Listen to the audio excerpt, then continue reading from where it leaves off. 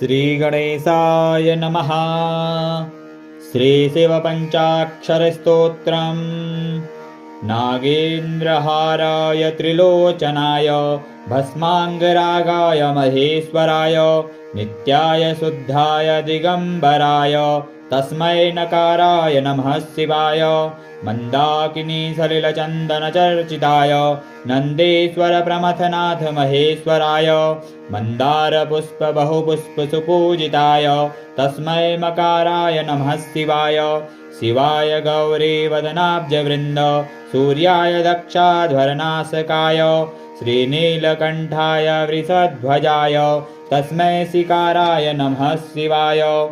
वसिष्ठकुम्भोद्भवगौतमार्य मुनीन्द्रदेवार्चितशेखराय चन्द्रार्कवैश्वानरलोचनाय तस्मै वकाराय नमः शिवाय। यक्षस्वरूपाय जटाधराय पिनाकहस्ताय सनातनाय दिव्याय देवाय दिगम्बराय तस्मै यकाराय नमः शिवाय। पञ्चाक्षरमिदं पुण्यं यः पठेत् शिवसन्निधौ शिवलोकमवाप्नोति शिवेन सह मोदते। श्रीशिवपञ्चाक्षरस्तोत्रम्।